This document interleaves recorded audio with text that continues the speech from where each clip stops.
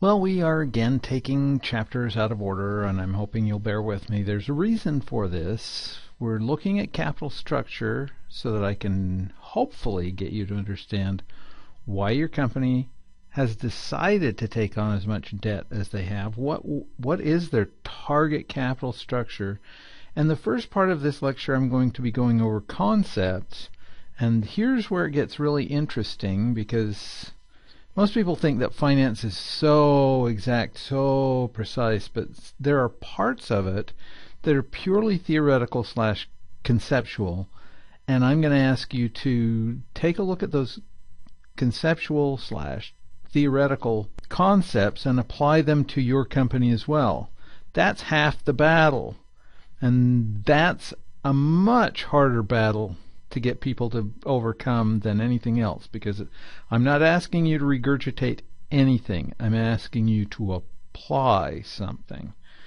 That usually gets people very nervous. Bear with me. Do your best. This stuff is a little, like I said, conceptual, theoretical. And then we're going to be applying whatever it was that we ended up with in this chapter to the things that we'll be doing in the next chapter with weighted average cost of capital.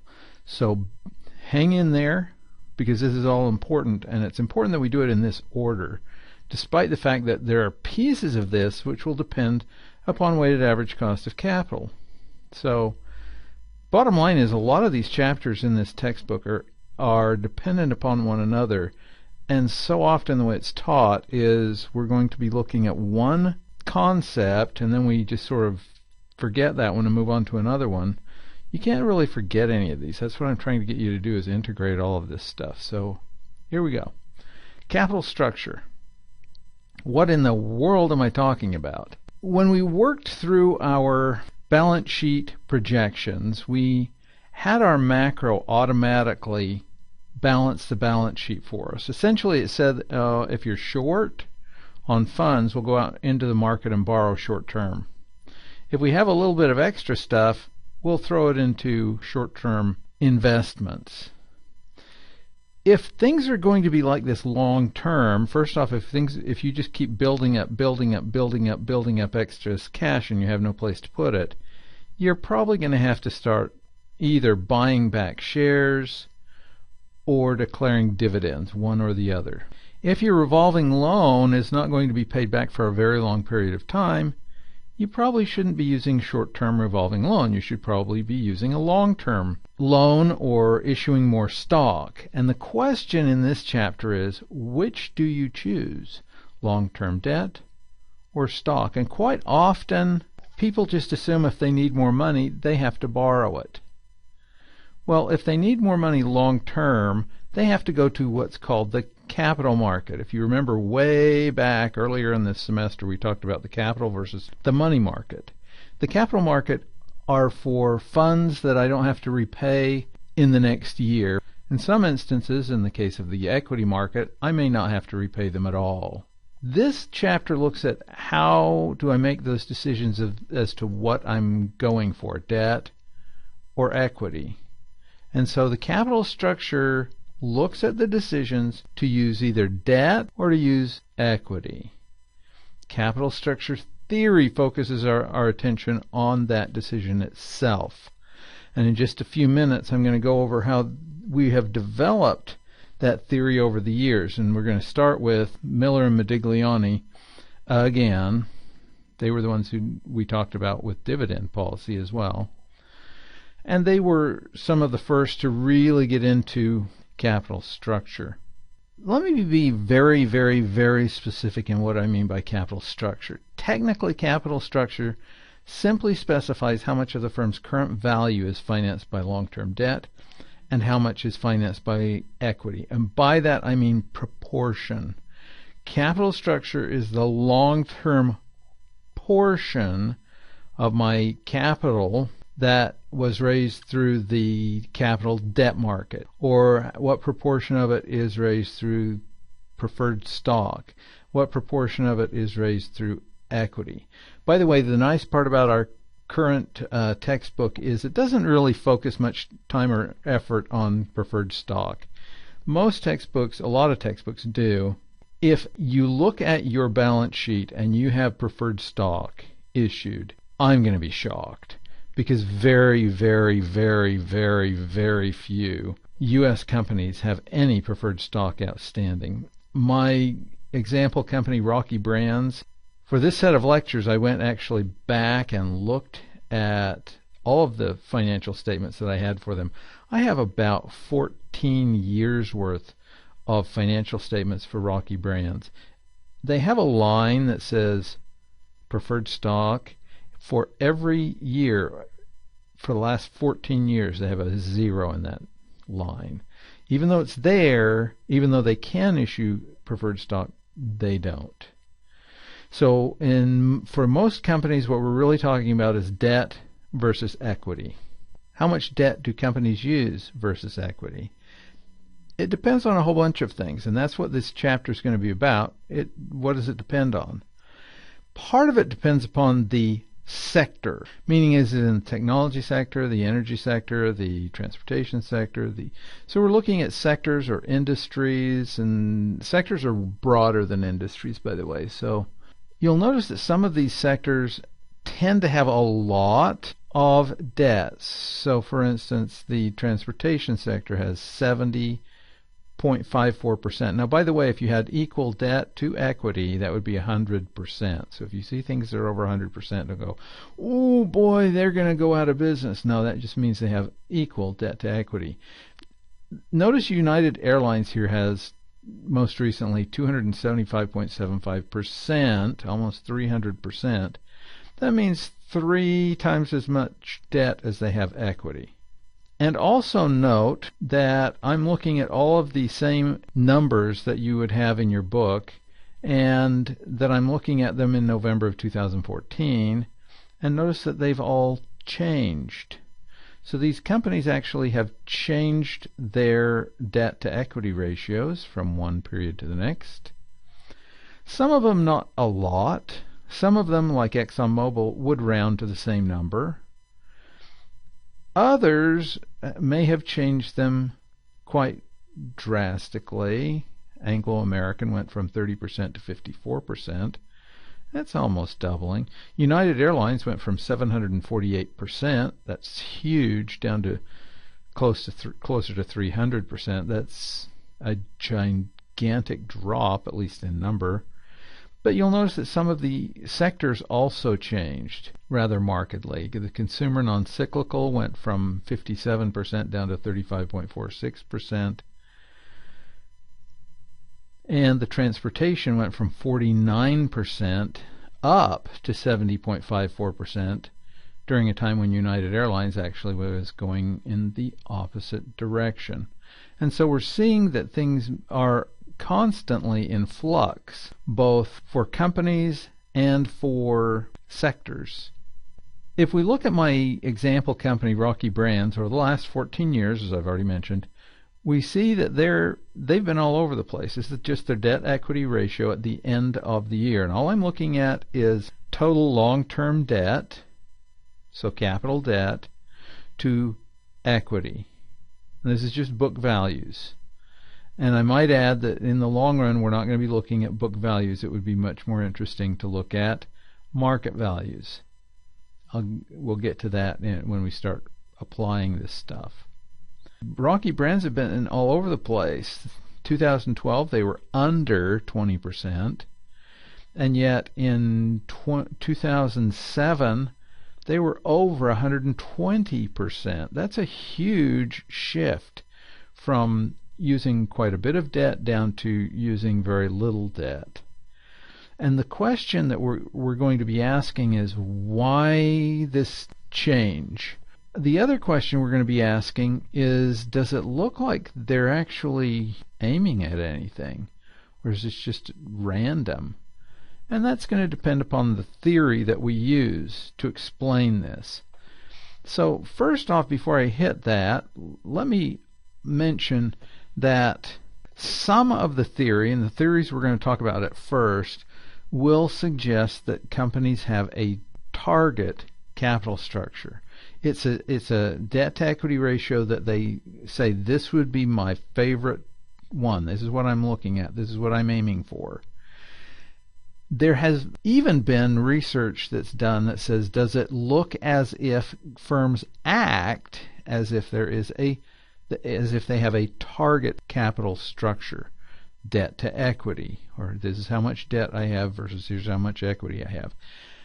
If they do act as if they have a target capital structure, then this is probably a good subject to be talking about at all. And as it turns out, the research has been conducted in the United States. They found that, wow, even though, as is true in this particular graph, the debt-to-equity ratio seems to go up and down and up and down and up and down, they seem to be going down to a certain level and then they go back up, and then once they get to a certain level, they start going back down. So it's as if there is a place around which they're going around. And by the way, if you think about this, since we're really talking about debt-to-equity ratios, there are two reasons why these are never flat. First off, companies have to pay back their debt, and therefore the way they pay back debt generally means that they have to pay off pieces of it on an ongoing basis, which means the amount of debt, if they did nothing, would tend to be going down. I mean, it's like when you owe money on your house, as long as you keep paying on it, the amount that you owe on it keeps going down because you keep paying on it. Same is kind of true with businesses, although with bonds, the bond amount that's outstanding is pretty flat. The other reason that this will go up and down and up and down and up and down is, despite this one's just looking at book value, but the way academics look at it, they'll look at the market value. Market value, and the biggest market value fluctuations are in the equity, the price of equity. In other words, the stock price. And the stock price goes up and down and up and down and up and down. You're going to see these go up and down and up and down and up and down with it. And because of that, firms can't just nail a particular debt-to-equity ratio and keep it flat. They're going to be going up and down and up and down. And what the research has suggested, both in the United States, in England, and in New Zealand, I've seen research in all of those areas that say, does it look like we have a target capital structure? And the answer is, yeah, firms are acting as if they have a target capital structure. What in the world am I talking about, and why do I keep talking about target versus other types of capital structure? Well, there are two types of capital structure that we usually talk about. The first is called optimal capital structure. The second is called target capital structure. And quite often we use them rather interchangeably, and they're very highly correlated, meaning that target capital structure is based on optimal capital structure. And you're probably going, you still haven't defined either one. Okay, here, let me go through the two definitions. So the long-term proportion of sources of capital, meaning how much debt, how much equity are you taking on, can be described in two different ways. One, optimal capital structure. And this is where we get a lot of the theory on where should these be, what should matter in determining how much debt versus equity you use. First, the proportion of long-term debt, preferred stock, and equity that you will use in a company for an optimal capital structure. There is a proportion of each of those that will tend to maximize the value of the firm and therefore maximize the stock price based on our valuing of the firm. Now, in this instance, I just pulled this one right out of our book. V sub OP is the value, the operating value. That's why it's OP.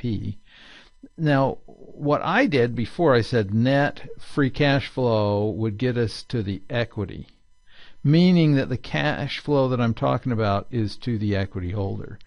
In this instance, the book tends to put the operating stuff on the left-hand side of the equation, but what they really mean is the free cash flow that we're talking about on the right-hand side of the equation is actually just free cash flow to all investors, debt and equity. So it's an operating free cash flow. That's what I have called it. Then we're going to discount that not at the equity rate, but the weighted average cost of capital. That's next chapter, so bear with me. And here's why we're having to do that next chapter, is because to do it, we're going to have to figure out what the weights are. Well, the weights are capital structure weights. So the weighted average cost of capital is the WD times 1 minus the marginal tax rate times the return to the debt holder plus the weight of preferred stock times the required return for the preferred stock plus the weight to the equity holder, the S stands for stock, times the required return to the equity holder.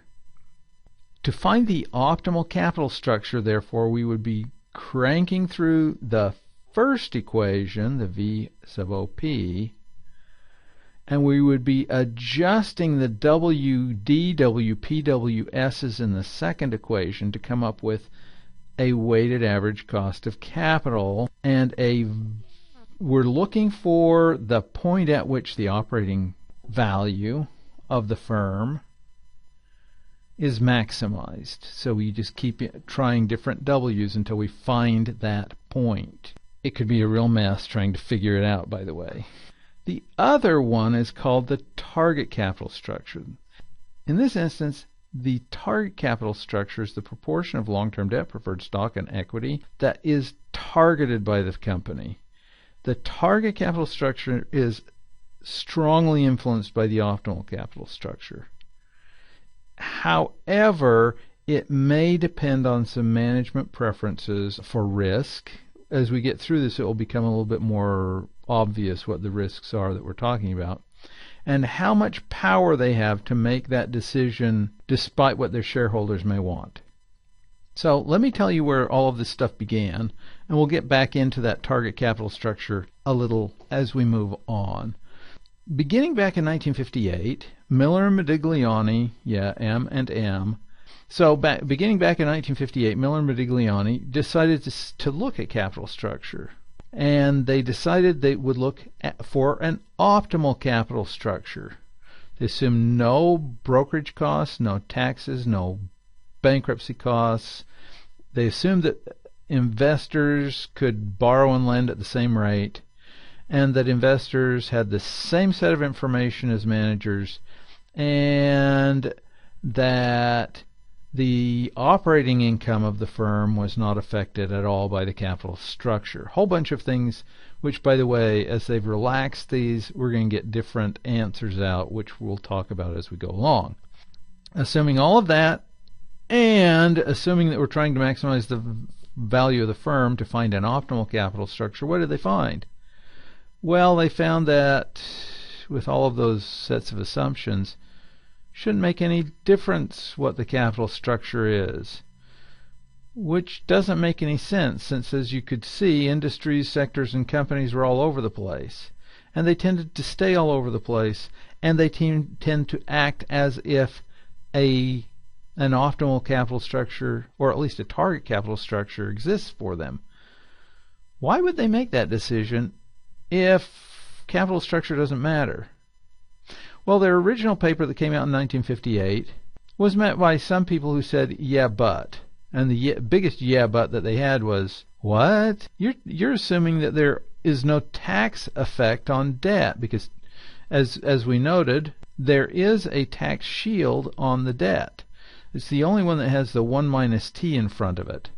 And so, therefore, they rewrote this whole thing. Remember, the weighted average cost of capital has WD times 1 minus t times r sub d. Notice that none of the other r's, those are the component costs, none of the others have a 1 minus t. Why? Because it's only debt that is able to pay those investors before they pay their taxes. If you're looking at an income statement as you're making your way down there, you pay your interest and then you pay your tax, because interest is tax deductible. And therefore it has a little bit of a tax shield. So as Miller and Modigliani relaxed their no taxes assumption, they got a completely different answer, which at first seems equally unhelpful. So they found that if we throw in the tax shield, that now it does matter, and in fact you should get as much debt as you possibly can. If you could, do nothing but debt, that would be the optimal for value of the firm. And that doesn't make any sense. How could companies get nothing but debt? But note what that really means, and what this really added is a couple of takeaways. Since we've only relaxed one thing and we found something that's kind of interesting, what we could therefore say is companies that have really high tax rates and companies with very few other tax shields should probably benefit a great deal in their weighted average cost of capital by taking on more debt. So there's the first thing that we've learned. In a second paper written primarily just by Miller, not Modigliani, personal taxes were taken into consideration on investments. And what he was hoping to do with this was explain why you just don't maximize the amount of debt in your capital structure. And with personal taxes on investments, including both equity and debt investments, there was a reducing of the debt in the optimal capital structure, at least a little. And it basically says, yeah, you should have a little equity in companies, but it would still give us a result that was way too much debt. And so this one wasn't really completely helpful. Finally, someone came up with the idea of bankruptcy costs. As you take on more debt, you take on a higher risk for bankruptcy. And in fact, the only time you can be forced into bankruptcy is if you have debt in your capital structure, because your equity holders, they can't force you into bankruptcy. All they could do is sell their equity. That's about all they can do. They could bind together and fire you too if you're the manager, but there's not much else they can do. Debt holders, on the other hand, can force a company into liquidation. So as the debt increases, the likelihood of bankruptcy also increases, because we're actually contractually obligated to pay more money back. And if we don't pay the money back on the schedule as outlined, we can be forced into bankruptcy. Other factors that will influence the likelihood of bankruptcy include lots of factors that have to do with what's called business risk. Factors influencing business risk are any factor that influences the volatility of earnings before interest and taxes. Those factors include how volatile are sales. My good example of volatile sales are really popular video games. As video games become very popular, their sales shoot way up temporarily, and then once everybody who wants it has it, then they just fall off precipitously. And nothing you do to increase the sale of that video game is going to help. They either go way up or they drop off. Second, input price volatility. So for instance, if you're a trucking company and your big input price is, well, fuel, and you're driving along and all of a sudden fuel costs go through the ceiling, you're kind of stuck. And if they're extremely volatile, meaning they go up and down, up and down, up and down, up and down, up and down, up and down, up and down, your earnings before interest and taxes, your operating income, will also go up and down and up and down, up and down, up and down, up and down, up and down, up and down, and it can be really a mess. Now, input prices, though, have to be modified. When we talk about input prices going up and down, up and down, up and down, up and down, sometimes we can actually pass those higher prices on to our customers, and they'll take them. If that's true, that actually modifies a little bit of the risk. Finally, the last component of how risky is this company has to do with what's called operating leverage. Now, when we talk about leverage in finance, we usually mean financial leverage. But the term leverage in finance really means the extent to which costs are fixed.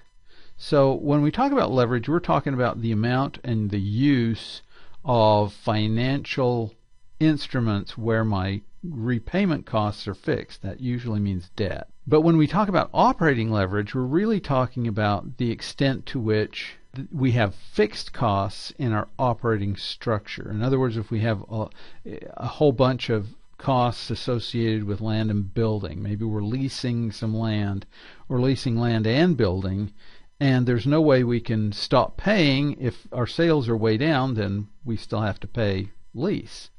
That's a fixed cost. Now, going back up here again, sales volatility. As sales volatility increases, in other words, my sales will go up one time and down another, up one time, down another. Then my risk increases, my business risk increases, and therefore I don't need any extra financial risk added onto it, and therefore the higher the sales volatility, the lower the amount of debt in my capital structure. Input price volatility, as the input prices go up and down and up and down and up and down and up and down, the lower the amount of debt I'm going to keep on my books. Fixed costs.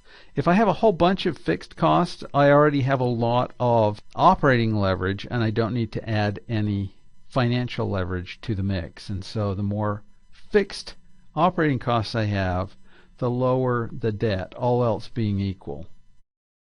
Note that some of these may actually offset one another. In other words, if we have very certain sales, very certain input prices, I can take a lot of fixed costs and not really add that much to my overall business risk. So take them as a group when you look at these and you say, so my company, where do they fit? By the way, this is one of the biggest indicators of how much debt your company should have in their capital structure. Sales volatility, input price volatility, and then how much of their overhead costs are fixed. So once we have the whole concept of bankruptcy down, then we have to say to ourselves, so how does that fit into the Miller-Modigliani overall model? And as it so happens, it fits in there in what's called trade-off theory. Trade-off theory goes like this, and I have to explain this, otherwise you'll be going, what in the heck? Note that the x-axis is the one that goes even with that 0, and we have debt going along it. And what this is as we take on more and more debt, what happens to the value of the firm? Well, the value of the firm does two things. We have value U, which is unlevered, and we have value V sub L, which is levered, as the company takes on debt or as the company has no debt. So the y-axis is the value of the firm, and as we take on more and more debt, we get that straight line that Miller-Modigliani had hypothesized with the tax shield. So we're just getting tax shield stuff that increases and increases and increases the value of the firm. At the same time, though, as we take on more and more debt, the cost of, or the expected cost of bankruptcy, or the distress costs, are the ones on the bottom. Now they start out at 0 and they just fall off from there as the expected value to the firm of the distress gets more and more pronounced. And as we add that to the value of the firm in V sub L, we get that bluish line in the middle that goes up to a certain point, maximizes, and then starts down. By the way, the research suggests that it goes up slightly, and then it takes a real sharp turn. So once you're past, and that's why this graph is actually pretty accurate. As you hit that high point and you go beyond it, it's going to really start affecting the value of the firm quickly, to the point that if you're very much beyond that optimal point, you're going to be below the value of the unlevered firm. So you've got to be really careful where you are, according to a lot of the research in this area, by the way. This is the trade-off theory that basically says we'll take into account both the tax shielding and the bankruptcy costs together, And at that point, we do have an optimal capital structure. So at this point, we finally arrived at the point where we can show that, at least theoretically, an optimal capital structure does exist, or could exist, or might exist. Therefore, those firms with higher likelihood of bankruptcy, based on the factors on that previous slide, that volatility in sales, volatility in input prices, or the extent to which costs are fixed, if there's a lot of risk thrown into there, then the company is far less likely to use debt. And here's the real piece that is sort of an underlying piece that we don't usually talk that much about at this point. And that is when we talk about bankruptcy costs, the people who tend to pay higher bankruptcy costs are the managers of the firm, insiders. And the reason that they tend to pay higher bankruptcy costs is because they tend to have a higher proportion of their portfolio of investments in this firm. In other words, if you look at all of their wealth, a huge proportion of their wealth is tied up in the firm, usually, in the form of, that's how I make my living, and I make a fairly decent living at it, and in the form of, if I lose this company through bankruptcy, chances are I'm not going to be able to be a CEO or a high-level officer in another firm because nobody's going to hire me. And so they see a huge cost to bankruptcy, a cost that's larger than individual investors. And because of that, and because of the fact that they're the ones who actually choose where our capital structure is, they're going to adjust capital structures, and they will tend to adjust capital structures on the conservative side. In other words, less debt than would be optimal. That's a really interesting result that quite often is found to be true. One last theory, and I know if you've followed along in the textbook, these are kind of out of order, but deal with it, okay? In pecking order theory, which our textbook calls pecking order hypothesis, the CFO is going to be raising capital according to what she or he believes is the least expensive method, and they're really looking only at the transactions costs themselves.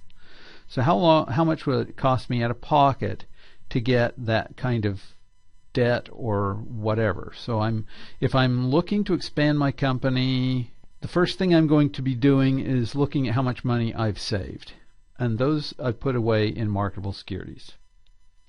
Once I've used all of my marketable securities, I'm going to look at retained earnings. Now, by the way, we're going to find out that as far as the equity investors are concerned, retained earnings are going to be just as expensive as, well, equity, because it is equity. And we're also going to find out that the cost of equity, the R sub S, is higher than the R sub D, and therefore much higher than the tax shielded R sub D that they actually will have. But pecking order doesn't look at that. They just look at how much it's going to cost me to raise that money in the first place.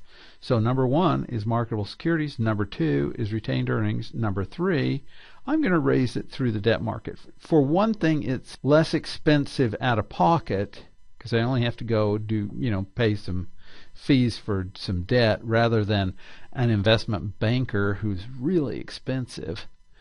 Not to mention the fact the cost of debt is usually, as I've already mentioned, a lot less than the cost of equity. So the last one would be issue some equity. That would be the pecking order by saying which ones are transactionally the least expensive. Many CFOs say their capital structure decisions are a blend between this pecking order theory and what our textbook calls market timing theory. With market timing, they are saying, I'm going to get whatever is the cheapest. And what they mean by that is the cheapest right now. So if our stock price is extremely high, the insiders are saying, wow, that's really super high, which means I know what we're going to be giving you back as a return, and this is actually rather cheap at the price you're paying, right now, so I'm going to sell you some more equity right now. So they will. That's what market timing will do. Even though pecking order would say that's number 4, if that stock price is extremely high, a lot of the CFOs are saying, well, I think I'm going to go with the equity rather than the debt because the price is just too good.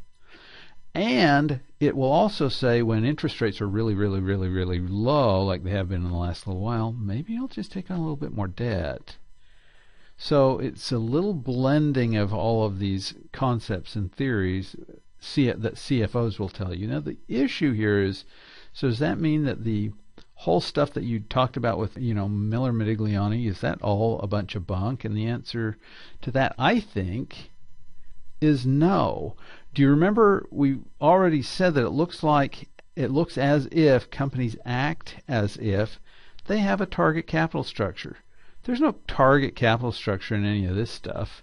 It's just saying here's what the markets are telling me, and therefore I'm going to react to the individual costs of those things as I see them. Even if CFOs think they're following either the pecking order or this market timing, the reason that there appears to be a target capital structure is the markets themselves will say, I'm sorry, you can't take on any more debt this year because you have too much.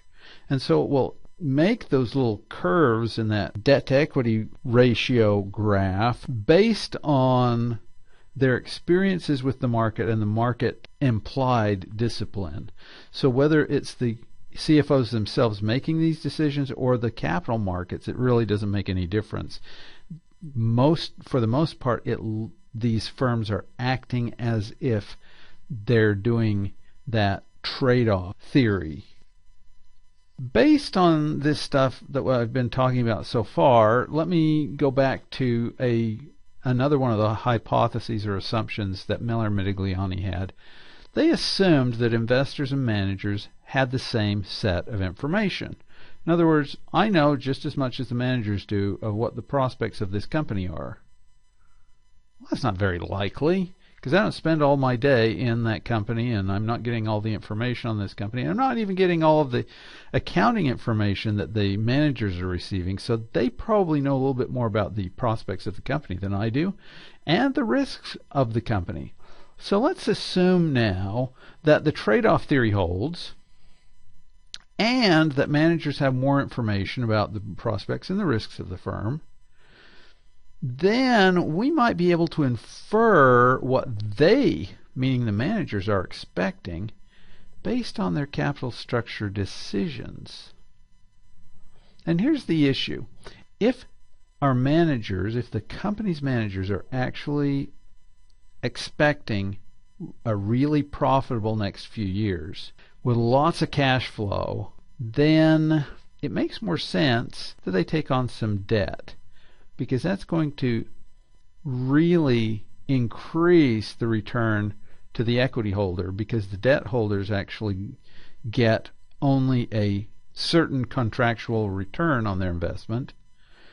The equity holders get all that's left. And so if I issue some debt rather than some equity, then we can split a bigger pie among the same number of people.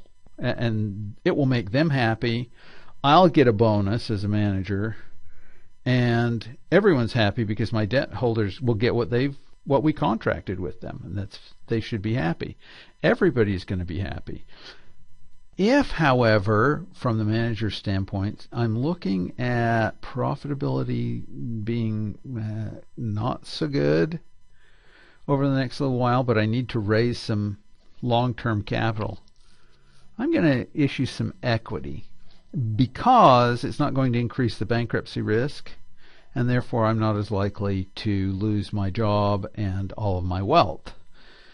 Therefore, if I see an announcement that says this company X, is increasing their capital through nothing but debt, that usually is a positive sign.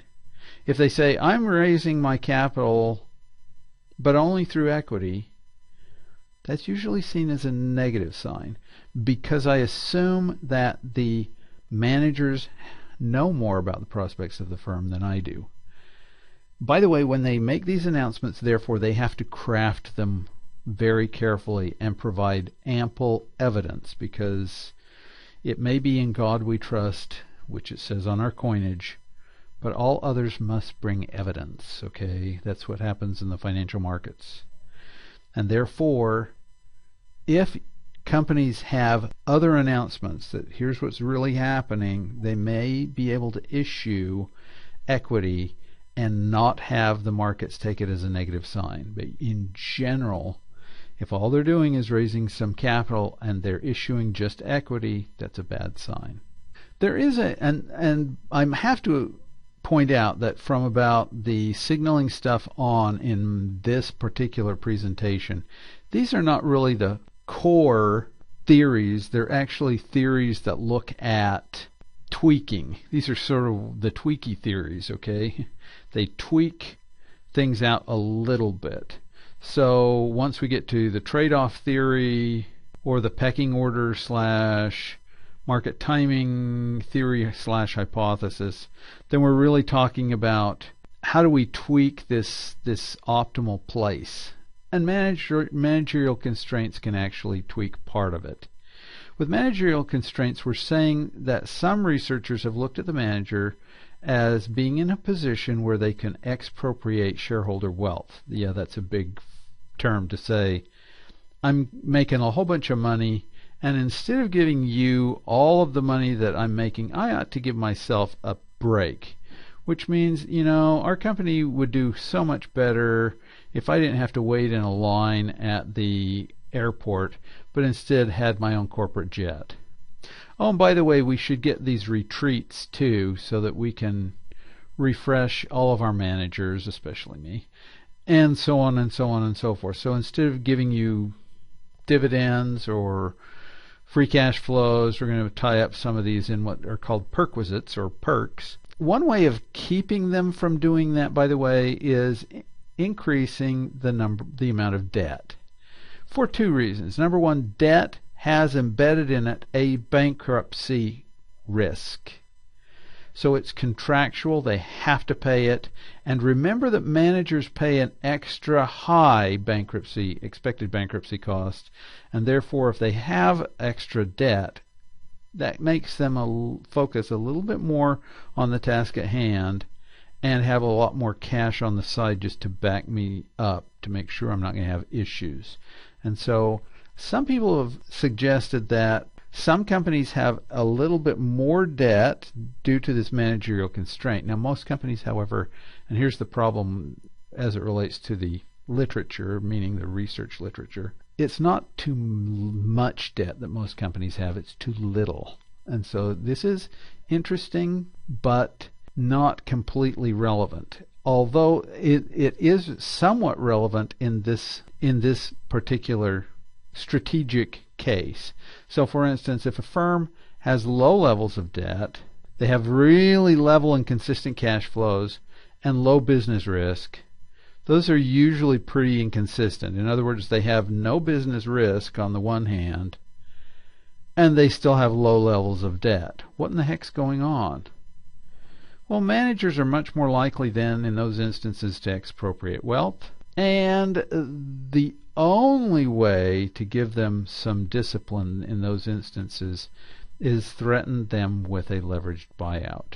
And again, the big deterring factor in this case is if the managers own a huge portion of the outstanding stock, they don't care about that either. And so we may still end up with low levels of debt, consistent cash flows, low business risk, and then it's much more likely for at least some of the value to have been expropriated, even if they don't buy perquisites with it, because the company itself would be worth more money if they added some leverage, which I hope to be able to show you by the end of next chapter. The last area in this particular theoretical area is called reserve borrowing capacity. What that means is, and again this one's trying to explain why some firms are not quite up to the level of debt that they should have had. to hit that optimal capital structure. If a firm were at their optimal capital structure, now remember, as we pass that optimal capital structure very far, the value of the firm drops off precipitously. And so companies, if they're going to err, in this instance, are going to err a little bit on the too little debt side. And with the reserve borrowing capacity, they say that makes some sense, because as investment opportunities arise, then they could take advantage of them. And that might bring them up to optimal, but it won't shoot them past, especially not shoot them past so far that their value drops off precipitously. This could help explain why some firms that are actually rather highly valued are not at their optimal capital structure because they have a lot less debt. For instance, if they are keeping these reserve borrowing capacity because they're thinking there's a high probability that they might get an investment opportunity that pops along during the next year or two, companies that do that are going to be more likely to have high growth rates in both the free cash flows and the dividends, and therefore that G in that Gordon growth model is going to be rather high. And when that G gets higher, the stock price goes higher. And therefore, as long as we are keeping reserve borrowing capacity amounts and bringing our debt levels down just a hair below that, or significantly below that if we think we have lots of opportunities, and the market's buying that whole argument as well, then we're going to get a bump in our stock price. If we are doing that just because we want to expropriate wealth or because I'm a little nervous as a manager, you're not going to get the bump in the stock price. You have to actually convince the market that strategy makes some sense. So let me draw a summary with all of this, okay? So first off, business risk.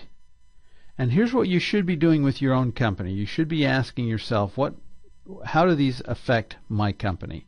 So let me do this with Rocky Brands as I pop my way through here, and then say, where should they be with their debt? Should they have debt? Should they have a fair amount of debt? Should they have a very little debt to no debt? We're not looking for exact W's at this point. We're just thinking through this and saying, should they have some debt? Should they not have some debt? Should they have a lot of debt? So first, business risk. And with business risk, we're really looking at the risk of bankruptcy. We're again looking at sales volatility. We're looking at input price volatility modified by ability to pass it on, and then the level of fixed operating costs. What we're really looking at in this particular arena with Rocky Brands is, okay, Rocky Brands sells shoes and boots. Their sales do not, in fact, let me do this really quickly. This is a longer term story when it comes to Rocky Brands. And in particular, now let me scroll back here a little bit because this story goes back to 1999. And you can see that they had $98 million in sales in 99, jumped to 103 in 2000, 103, that's fairly flat. 2001, dropped to 88 in 2002, jumped to 106 in 2003, and then jumped quite a bit to 132 in 2004.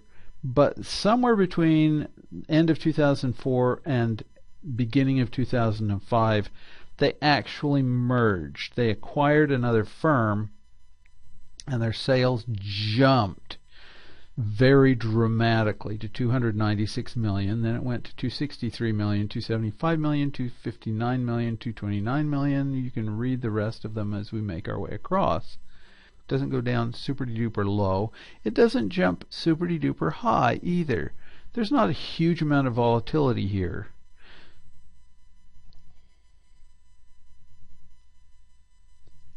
If we jump over to their profitability ratios now, and we ask ourselves, okay, on the profitability ratios, what's going on with their gross margin? Well, their gross margin has been around 23%. It's gotten way up to 41.49% in 2006. But the merger improved things slightly. Perhaps that was economies of scale, I don't know. And then it's been fairly level-ish at the 30% range. There's not a lot of ups and downs. They tend to sort of slowly go in one direction. Not a lot of volatility, in other words. And by the way, if the cost of leather goes up for them, does that mean that they can pass it on to their customer? Probably not. But it doesn't really matter anyway because there's not much input price volatility. So there's low sales volatility, low input price volatility. Third, how much of their costs appear to be fixed? If they are fixed, then from about 2006 on, because 2005 on, then this should be fairly flat as we move our way across. It's kind of flat, but oddly enough, it looks like it's going down. And so because of that, it looks like this one is tending to go up. Now, by the way, this is the operating income, and I have to point out, especially with Rocky Brands, that they have this impairment charge, intangible impairment costs, right in the middle, that basically said, yeah, we bought a new company, we overpaid by quite a bit. That's what the goodwill impairment, that's essentially goodwill impairment. They said, whoops, we overpaid. And then it flattens back out. So that's what's going on, at least in those three. So if we look down below that, primarily from after that time period, you're seeing that that's actually increasing. So our ability to actually pay for debt has actually increased at the same time, by the way, that our leverage has been decreasing. This company really should have some debt, at least as far as the business risk is concerned. Let's see if there's another reason why they may not have debt. So from a business risk perspective, Rocky Brands looks like they really could use some debt. Second, tax position. Do they pay taxes? That's the first question I always ask people. So let's go back to their income statement and say, do they pay taxes? Now the income tax expense is positive, the benefit is negative. The only time they've actually had a benefit is the 1 year where they had a huge amount of impairment. Aside from that, they're always paying taxes, so they could benefit from some tax shielding. The second point of that, so number one, what is their tax position? If they actually have some taxes, then maybe they could benefit from some tax shielding, especially, by the way, if their tax rate is fairly high. The second question is, do they have other potential tax shields? One of the tax shields that people have talked about could be tons of other types of depreciation, but I will point out that with depreciation you end up with also assets that you can use as collateral, which goes in the opposite direction. So even though you have other depreciation you could use, which is another tax shield, therefore you don't get as much of a bang out of more debt, but the cost of debt itself would be less expensive, which says more.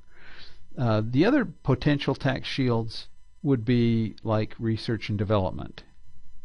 Well, shoes are not that technical, not a lot of R&D in shoes, so I'm thinking there's not a lot there either that I have control over and can use in a different type of a tax shield. So based on that, not so much. So far I'm saying take on more debt.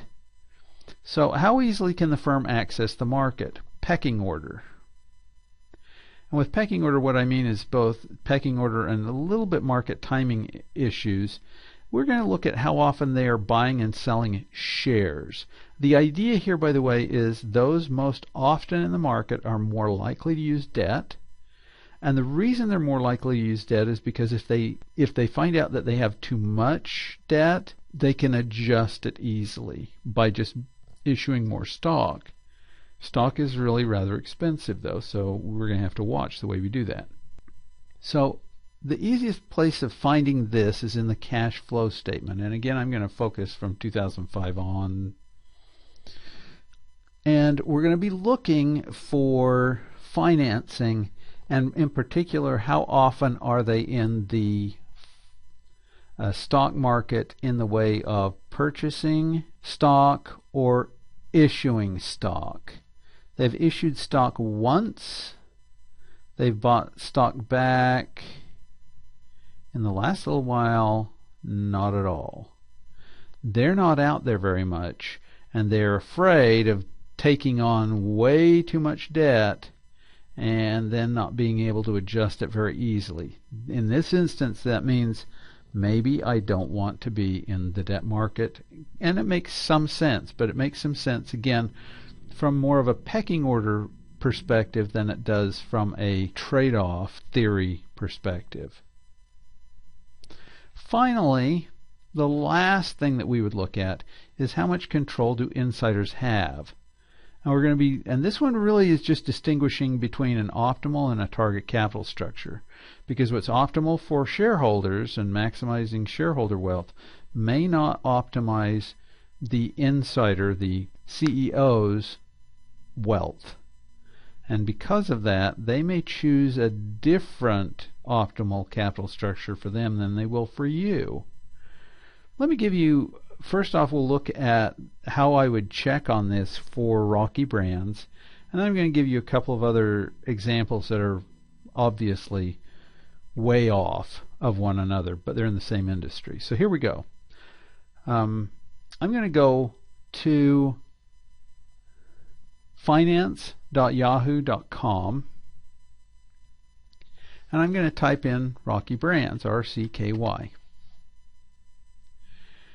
Finance Yahoo, I can find this information on a lot faster than I can in other places. I'm sure you can find it in other places. I just have a hard time figuring out where.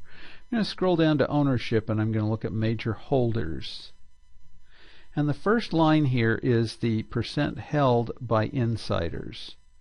And with Rocky Brands, that's 9%. One of the other interesting things here is the percent of shares held by institutional and mutual fund owners. These are institutional investors, and they should be smarter investors, and they're going to be looking, for one thing, at capital structure concepts. They understand them.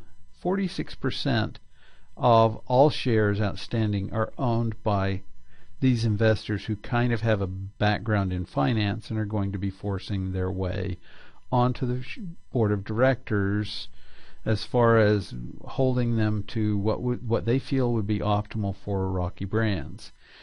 Rocky Brands, by the way, does have debt.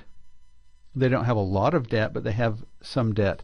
And in fact, if you followed them as long as I have, I've already shown you how long I've been following them, and if you follow them that long, you'll realize that when they merged or acquired a competitor, they acquired a whole bunch of shoe lines. What happened is they leveraged themselves up to do that. That's when they hit that 120% debt to equity, and it was a hard-fought next few years just to continue. They found themselves getting closer and closer to that bankruptcy issue until they paid it all off, and they restructured, took on some equity, paid off some debt, and then they're back with lower debt levels, and I don't really think they're going to go back to the 120%. They've decided that that's not optimal, that's suboptimal, that's beyond optimal, and therefore they're dialing it back, and I'm sure these institutional investors who've looked at that are aware of that and are saying, yeah, let's be a little bit more conservative than you had been in the past. So that's where they are right now. Let me show you a couple of others, however. First one is Hershey, HSY. Yeah, this is the people with the Hershey's Kisses and the Reese's Peanut Butter Cups and all of that fun, yummy stuff. And I'm going to go down here to major holders. And note that the insiders in Hershey don't own anything, essentially, and that institutional investors hold 75%. How much debt to equity do they have? And I'm just going to be looking at book debt to equity right now. In the next chapter, we'll look at it more. Actually, in this chapter, we'll start looking at the market value a little bit more. Let me jump to their filings with the SEC. And just so you can see that this is Hershey, I'm going up to the top where you can see it says Hershey Company Consolidated Balance Sheets. And what we're really looking for when we talk about capital structure is capital debt, which does not mean everything in the liability side. It just means capital debt. It means the long-term debt and the current portion of the long-term debt. And we're going to be using that in comparison with the total stockholder equity. So if we wanted to look at this together, I'm going to pull up my little calculator and say, therefore, let me move this over so I can zoom in when I get into making this into a video. I'm going to be first off getting all of my debt, which is $1795, $142, and I'm going to be adding to that the $914. So I'm going to say $914, and that equals $1,796,056. I'm now going to divide that by the equity. So we have debt to equity. And I'm going to specifically say 1616052. Enter. So I have, and this is, if we change this to percents, it's 111%. That's quite a bit of debt to equity, you'd think. They actually have more debt than they do equity from a book value standpoint. And again, from the shareholders' perspective, there are several reasons why they may want to do that. One of them is to constrain the managers, because this company is fairly mature. Although I do have to point out really quickly, hope I'm going in the right direction, that their sales have actually been growing 6.08, and these are, by the way, are in thousands already, so that's 6 billion, 6.5 billion, 7.1, almost getting up there to 7.25 billion. They're just going up. And then if you look at their net income, it's gone from 628 billion to 660 billion to 820 billion. And even their per share stuff has been increasing. No matter how we slice it, it's been increasing. Compare that, by the way, compare all of these findings to that of Tootsie Roll. Tootsie Roll is one of my favorite examples of what happens when a company becomes controlled by insiders. Let me again go back to Finance Yahoo and type in the ticker symbol for Tootsie Roll, which is just TR. I'm going to scroll down and look at major holders. The owners and insiders own 52% of all outstanding shares. Institutional investors and mutual fund owners own only 36% of shares. We should see something that looks rather different in the capital structure of this firm, therefore, if what we're saying is true. So let's go back and look at their debt to equity ratio. So first off, I'm looking for any long-term debt. And at one point I used to think, oh, they don't have any, but they do. In fact, up until I just was looking at it right now, I didn't think they had any, but they actually do. They have one. These industrial revenue bonds. Industrial development bonds, excuse me. That's long-term debt. So let me take a quick look at how much they have. 7,500 divided by total shareholder equity of 680,305. Now these companies really are both mature. They're both creating candy. And one of them has 111% debt to equity. The other one has 1% debt to equity. Hugely different. And if you look at how much, therefore, business risk do we have, okay, their net sales really haven't grown that much. If anything, their total, and then their total revenue is after rental and royalty revenue, not really high.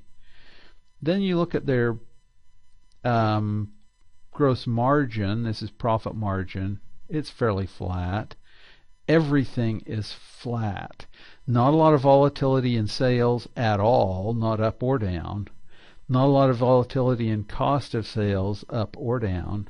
Not a lot of anything. So based on this, they should have quite a bit more debt. They don't have hardly any debt. Why? Because the insiders own such a huge chunk of this firm, and they don't need the risk. So work your way through this list for your company. Try to figure out where they should be and explain why they have the amount of debt that they have. And then in the next half of this lecture, we're going to be applying some stuff. So I'll see you in the next lecture.